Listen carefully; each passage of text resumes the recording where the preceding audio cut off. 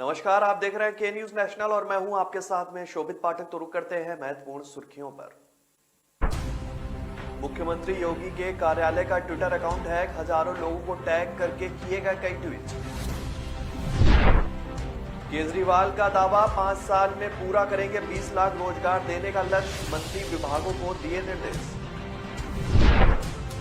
शिमला में आज road show से हिमाचल में चुनावी शंखनाद करेंगे जेपी नड्डा। सीएम भगवंत मान हुए सख्त, गैंगस्टरों का पूरी तरह से सफाया करने का दिया आदेश, जनता को दफ्तरों में मोबाइल ले जाने की मिली अनुमति। जया बच्चन पर जमीन का सौदा करने और मुकरने का आरोप, कोर्ट ने भेजा नोटिस।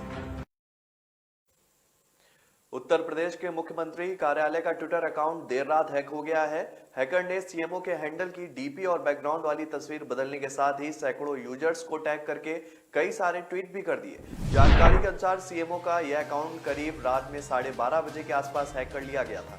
यह गड़बड़ी करीब 40 मिनट तक ऐसी ही बनी रही और 1:10 पर अकाउंट फिर से रिस्टोर होना शुरू हुआ। हालांकि रिस्टोर हो जाने के बाद भी इस मामले में अभी तक कोई भी आधिकारिक बयान नहीं आया है। देर रात सीएमओ यूपी के अकाउंट को हैक किए जाने के बाद सबसे पहले तो प्रोफाइल में लगी तस्वीर को बदल दिया गया। इसके बाद ब्लूबेजर नाम के ट्विटर हैंडल के स्क्रीनशॉट को जिफ फॉर्मेट में शेयर किया गया। इसका स्क्रीनशॉट वाले ट्वीट का प्रोफाइल भी पिन ट्वीट भी किया गया ताकि यह सबसे ऊपर दिखाई दे। यहां तक कि प्रोफाइल में पीछे लगी तस्वीर या बैनर को भी बदल दिया गया। अकाउंट हैक करने वाले हैकर्स ने जिस ट्वीट को पिन किया था उसमें एनिमेटेड तस्वीर बनाने के लिए ट्यूटोरियल की जानकारी दी गई थी। इसके साथ ही 3 स्टेप की प्रोसेस भी बताई गई। इसमें एक लिंक भी दिया गया। मुख्यमंत्री कार्यालय की प्रोफाइल का बायो भी बदल दिया गया। इसमें सीएमओ का बोर्ड FYC युगा लैब्स का सह संस्थापक बताया गया था। दिल्ली सरकार ने रोजगार बजट को धरातल पर उतारने के लिए कमर कसनी शुरू कर दी है। मुख्यमंत्री अरविंद केजरीवाल ने रोजगार बजट में की गई घोषणाओं को हकीकत में तब्दील करने को लेकर सभी मंत्रियों और सभी विभागों के अधिकारियों को पूरी गंभीरता के लक्ष्य और समय सीमा के अंदर काम करने के निर्देश दिए हैं। इस संबंध में उन्होंने मंत्री और वरिष्ठ अधिकारियों के साथ उच्च स्तरीय समीक्षा बैठक भी की है। केजरीवाल ने कहा कि इस बजट में अगले 5 साल में 20 लाख रोजगार तैयार करने का लक्ष्य रखा गया है। ऐसा काम देश में पहली बार हो रहा है। दरअसल आज देश के सामने सबसे बड़ी चुनौती रोजगार की है। दिल्ली सरकार का बजट प्रस्तुत होने के बाद पूरा देश उसकी ओर उसी तरह से देख रहा है जैसे शिक्षा, स्वास्थ्य, बिजली, पानी व्यवस्था को लेकर दिल्ली की तरफ देखा जा रहा है। दिल्ली सरकार ऐसे ही रोजगार का समाधान भी देगी। बैठक में उप मुख्यमंत्री मनीष सिसोदिया ने सभी विभाग प्रमुखों को समय सीमा के अंदर अपने विभाग में तेजी से फाइल की प्रोसेसिंग और निर्णय लेने को सुनिश्चित करने के निर्देश भी दिए। उन्होंने 26 मार्च को विधानसभा में रोजगार बजट पेश कर युवाओं को अगले 5 साल में 20 लाख रोजगार देने का खाका प्रस्तुत किया था। बैठक में सभी संबंधित अधिकारी अपनी प्रगति रिपोर्ट के साथ शामिल हुए और रोजगार पैदा किए जाने वाले क्षेत्रों के बारे में अवगत भी कराया। बैठक में स्वास्थ्य मंत्री सत्येंद्र जैन भी शामिल थे। भाजपा के राष्ट्रीय अध्यक्ष जेपी नड्डा शिमला में रोड शो से हिमाचल प्रदेश में चुनावी शंखनाद करेंगे। शनिवार सुबह अनाडेल से पीटर हाफ तक नड्डा का रोड शो होगा। इसके बाद राष्ट्रीय अध्यक्ष राज अतिथि गृह पीटर हाफ में कार्यकर्ताओं को संबोधित भी करेंगे। अर्की के एक बूथ की बैठक भी लेंगे और नड्डा का रात्रि ठहराव शिमला में ही होगा। 10 अप्रैल को सड़क मार्ग से बिलासपुर जाएंगे। 4 राज्यों में जीत के बाद पहली बार नड्डा हिमाचल आ रहे हैं। चुनावी जीत के बाद शिमला में नड्डा के सम्मान में अभिनंदन कार्यक्रम भी रखा गया। रोड शो में कार्यक्रम में पारंपरिक वेशभूषा का प्रदर्शन भी होगा। नड्डा विधानसभा से पीटर हाफ तक ओपन जीप में जाएंगे। 15,000 से ज्यादा कार्यकर्ता शिमला में नड्डा का स्वागत करेंगे। वह शनिवार को 10 बजे शिमला पहुंचेंगे और उनका हेलीकॉप्टर अन्ना डेल में उतरेगा। 10 अप्रैल को बिलासपुर जाते हुए नड्डा का नमोहल टूडू दालघाट और चमाकड़ी पुल में स्वागत किया जाएगा। नड्डा अर्की विधानसभा क्षेत्र के एक बूथ की बैठक में हिस्सा भी लेंगे। पंजाब के मुख्यमंत्री भगवंत मान ने एंटी गैंगस्टर टास्क फोर्स को गैंगस्टरों को पूरी तरह से सफाया करने का निर्देश दिया है। उन्होंने भरोसा दिलाया है कि AGTF को जरूरी मानवीय संसाधन, अत्याधुनिक प्रौद्योगिकी, वाहन और जरूरी फंड के साथ सशक्त किया जाएगा। गैंगस्टरों पर लगाम कसने के मकसद से मुख्यमंत्री मान ने 4 दिन पहले AGTF के गठन का ऐलान किया था। पंजाब पुलिस के ADGF प्रमोद बान को एजीटीएफ का प्रमुख नियुक्त किया गया था। उधर सीएम भगवंत मान ने सभी सरकारी दफ्तरों में लोगों को मोबाइल ले जाने की अनुमति भी दी है। शुक्रवार दोपहर मुख्यमंत्री आवास पर डीजीपी वीके भावरा के नेतृत्व में नवगठित एजीटीएफ टीम के साथ मीटिंग की अध्यक्षता करते हुए भगवंत मान ने राज्य से गैंगस्टर के खात्मे के लिए सरकार की वचनबद्धता को दोहराया। उन्होंने अधिकारियों से कहा कि वह बिना किसी डर या पक्षपात के पूरी ईमानदारी और पेशेवर तरीके के साथ अपनी ड्यूटी निभाएं। बैठक में मुख्यमंत्री के अतिरिक्त मुख्य सचिव ए वेणु प्रसाद भी मौजूद थे। राज्यसभा सांसद और महानायक अमिताभ बच्चन की पत्नी जया बच्चन भोपाल की जमीन के मामले में फंस गई हैं। उन पर आरोप है कि वह जमीन का सौदा कर पैसे लेने के बाद पलट गई।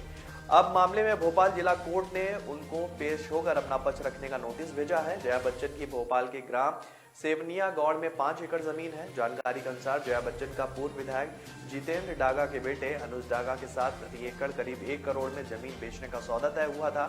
अनुज डागा ने जया बच्चन के खाते में 1 करोड़ रुपए जमा भी करा दिए थे। अनुज के वकील का कहना है कि 6 दिन तक रुपए अपने बैंक खाते में रखने के बाद जया ने गुपचुप तरीके से पैसे लौटा दिए। अनुज के वकील का कहना है कि जया की तरफ से राजेश यादव ने अधिक पैसों की मांग की है। उनका कहना है कि अब जया अपनी जमीन 2 करोड़ प्रति एकड़ में बेचना चाहती हैं। इस मामले में अनुज जया के खिलाफ कोर्ट चले गए। जया बच्चन को नोटिस जारी कर कोर्ट ने अपना पक्ष 30 अप्रैल को रखने के लिए कहा है। तो ब्रेक पर जाने से पहले रुक करते हैं महत्वपूर्ण सुर्खियों पर। मुख्यमंत्री योगी के कार्यालय का ट्विटर अकाउंट हैक, हजारों लोगों को टैग करके किए गए कई ट्वीट।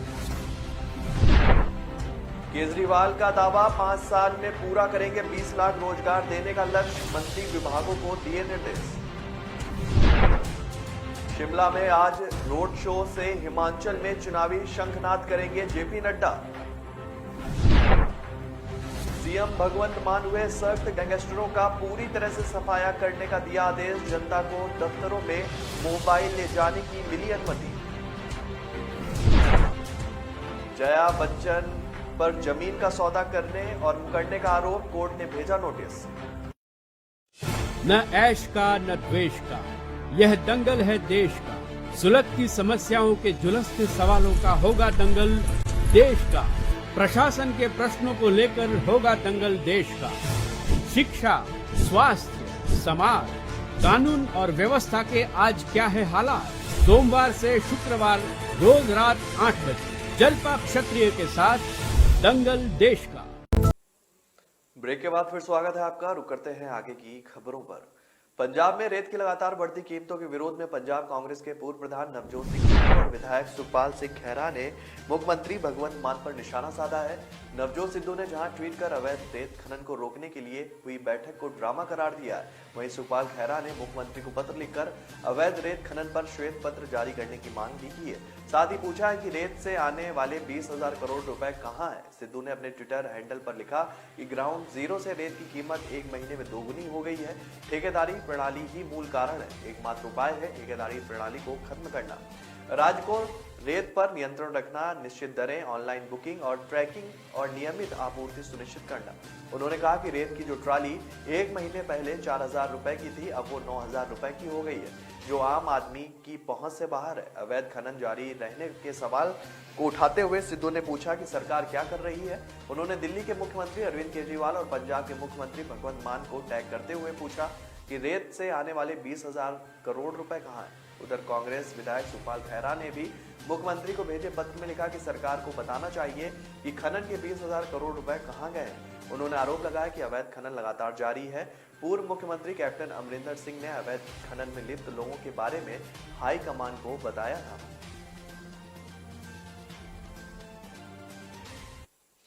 मुख्यमंत्री पुष्कर सिंह धामी ने कहा है कि सतत विकास से ही समस्याओं का निदान जो है वो संभव है। युवा शक्ति के रूप में जो बौद्धिक संपदा राष्ट्र के पास है, उसी के आधार पर 21वीं सदी के नए भारत का निर्माण हो रहा है। युवा शक्ति इस दिशा में भी सोचे कि कैसे अंतिम छोर पर खड़े व्यक्ति के जीवन स्तर को ऊंचा उठाया जाए, कैसे सामाजिक परिवेश को बेहतर बनाया जाए और संकल्प को सिद्ध किया जाए। वह शुक्रवार को आईआईटी रुड़की के 175वें वर्ष पूर्ण होने के अवसर पर आयोजित NSS IIT की ओर से आयोजित जो है कॉन्क्लेव 2022 के उद्घाटन समारोह में बोल रहे थे।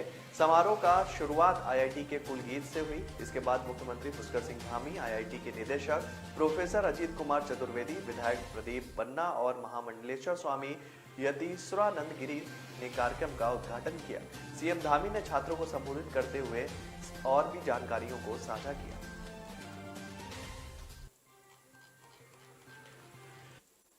जम्मू कश्मीर में सुरक्षा बलों को बड़ी कामयाबी मिली है। सुरक्षा बलों ने एक आतंकी को मार गिराने में सफलता हासिल की है। फिलहाल इलाके में तलाशी अभियान जारी है। कुलगांव के सिरहामा इलाके में आतंकियों के छिपे होने की जानकारी मिली थी। इसके बाद सुरक्षा बलों ने इलाके को घेर लिया। आतंकियों ने खुद को घिरा देख सुरक्षा बलों पर फायरिंग शुरू कर दी। सुरक्षा बलों ने भी जवाबी कार्रवाई की। इस कार्रवाई में जो है दिग्बंधित आतंकी संगठन लश्कर तैयबा का एक स्थानीय आतंकवादी मारा गया है। कश्मीर जोन पुलिस के अनुसार अभी तलाशी अभियान जारी है। आईजीपी कश्मीर विजय कुमार ने बताया कि अनंतनाग के सिरहामा इलाके में सुरक्षा बलों के साथ मुठभेड़ में लश्कर तैयबा का कमांडर निशार डार मारा गया है। उधर अनंतनाग में लश्कर का आतंकी फंसा हुआ है। कश्मीर पुलिस ने जानकारी दी है कि अनंतनाग के कुछ हिस्सों में एहतियात के तौर पर इंटरनेट को बंद कर दिया गया है।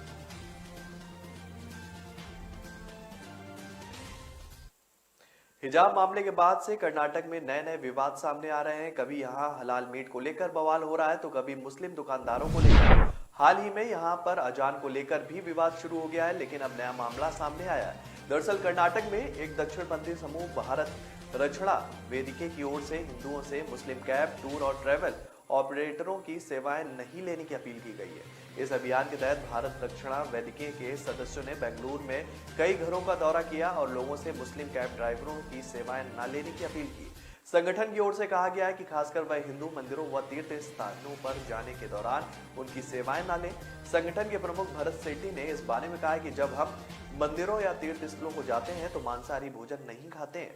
ऐसे में किसी ऐसे व्यक्ति को वहां ले जाना तो हमारे देवी देवताओं पर विश्वास नहीं करता है और अपने खाने में हमें अशुद्ध करता है। यह हमारे धर्म व संस्कृति का अनादर होगा। सेठी ने आगे कहा कि वह हमें काफिर कहते हैं। जिस तरह से उनका धर्म उनके लिए महत्वपूर्ण है, वैसे ही हमारे लिए हमारा धर्म भी।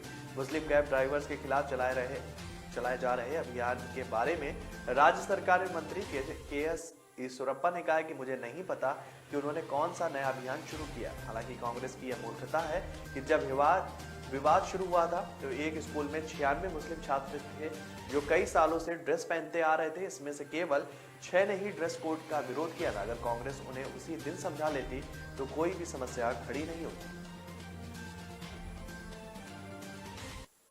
गोवा में प्रमोद सावंत मंत्रिमंडल में शनिवार को राजभवन में होने वाले शपथ ग्रहण समारोह में 3 मंत्रियों को शामिल किया जाएगा। इसकी जानकारी एक अधिकारी ने दी है।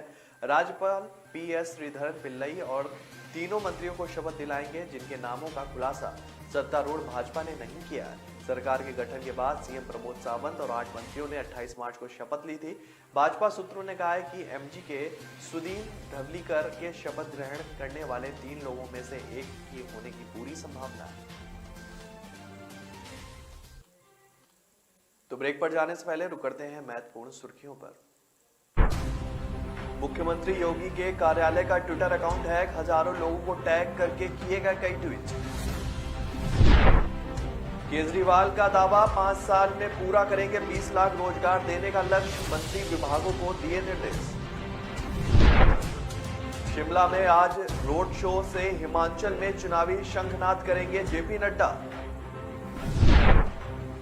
सीएम भगवंत मान हुए सख्त, गैंगस्टरों का पूरी तरह से सफाया करने का दिया आदेश, जनता को दफ्तरों में मोबाइल ले जाने की मिली अनुमति।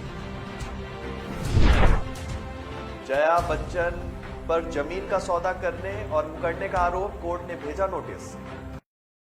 न ऐश का न द्वेष का, यह दंगल है देश का। सुलगती समस्याओं के झुलसते सवालों का होगा दंगल देश का। प्रशासन के प्रश्नों को लेकर होगा दंगल देश का। शिक्षा, स्वास्थ्य, समाज, कानून और व्यवस्था के आज क्या है हालात। सोमवार से शुक्रवार रोज रात 8 बजे जलपा क्षत्रिय के साथ दंगल देश का। ब्रेक के बाद फिर स्वागत है आपका। रुक करते हैं आगे की खबरों पर। देश में पहले हिजाब, उसके बाद लाउड स्पीकर पर चल रही बहस के बीच अब महाराष्ट्र भाजपा विधायक नितेश राणे ने नई बहस छेड़ दी है। उन्होंने कहा है कि ऐप आधारित कैब सेवाएं हिंदुओं को काम पर नहीं रख रही। उन्होंने ट्वीट कर कैब कंपनियों पर आरोप लगाया कि ओला उबर जैसी कंपनियां हिंदुओं को भर्ती क्यों नहीं कर रही हैं। इसके पीछे क्या विचार है? क्या मुंबईकरों ने इस पर ध्यान दिया है? ज्यादातर ड्राइवर हिंदू नहीं है। क्या यह सुरक्षा के लिए खतरा नहीं है? भाजपा विधायक ने कहा कि इससे पहले कि बहुत देर हो जाए हमें कार्रवाई करने की जरूरत है। मुंबई पुलिस ने भारतीय जनता पार्टी के नेता और पूर्व सांसद किरीट सोमैया और उनके बेटे नील के खिलाफ विमान वाहक पोत INS विक्रांत को बचाने के लिए एकत्र किए गए 57 करोड़ रुपए से अधिक के कथित हेराफेरी मामले में मामला भी दर्ज किया है।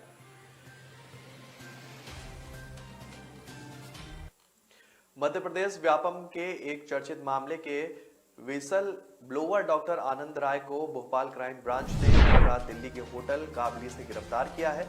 पुलिस ने राय को कोर्ट के सामने पेश किया है। कोर्ट ने पुलिस को 1 दिन की रिमांड भी दी है। राय ने कोर्ट के बाहर मीडिया से कहा कि हम डरने वाले नहीं हैं। व्यापम की शिक्षक पात्रता परीक्षा के प्रश्न पत्र वायरल मामले में विसल ब्लोअर डॉक्टर आनंद राय की मध्य प्रदेश हाईकोर्ट ने खुद पर दर्ज FIR को निरस्त करने की याचिका को खारिज कर दिया था। साथ ही हाईकोर्ट ने अपने अंतरिम आदेश को भी निरस्त कर दिया, जिसमें आनंद राय के खिलाफ किसी प्रकार की कार्रवाई न करने का आदेश था। इसके बाद भोपाल क्राइम ब्रांच ने गुरुवार देर रात दिल्ली के एक होटल से डॉक्टर आनंद राय को हिरासत में ले लिया। राय ने अपने सोशल मीडिया पर यह जानकारी शेयर की। उन्होंने लिखा है कि मुझे दिल्ली के होटल काबली से क्राइम ब्रांच भोपाल ने हिरासत में लिया है। सभी कार्यकर्ता शुभचिंतक भोपाल पहुंचे। पुलिस ने डॉक्टर आनंद राय को कोर्ट के सामने पेश किया है। क्राइम ब्रांच ने आनंद राय की 4 दिन की रिमांड भी मांगी है, लेकिन कोर्ट ने सिर्फ 1 दिन की ही रिमांड दी है। अब शनिवार को फिर से राय को कोर्ट के सामने पेश किया जाएगा। आपको बता दें कि मध्य प्रदेश शिक्षक पात्रता परीक्षा का स्क्रीनशॉट जो है वो सोशल मीडिया पर वायरल होने के मामले में आनंद राय के खिलाफ भोपाल के अजाक थाने में FIR दर्ज की गई थी। FIR मुख्यमंत्री कार्यालय में उप सचिव के पद पर पदस्थ लक्ष्मण सिंह मरकाम ने दर्ज कराई थी। MP शिक्षक पात्रता परीक्षा का सोशल मीडिया पर वायरल स्क्रीनशॉट में लक्ष्मण सिंह का नाम भी दिख रहा था। शराब पीकर ड्यूटी करने वाले सीमा सुरक्षा बल जवान को नौकरी से हटाने के फैसले में हस्तक्षेप करने से सुप्रीम कोर्ट ने इनकार कर दिया है।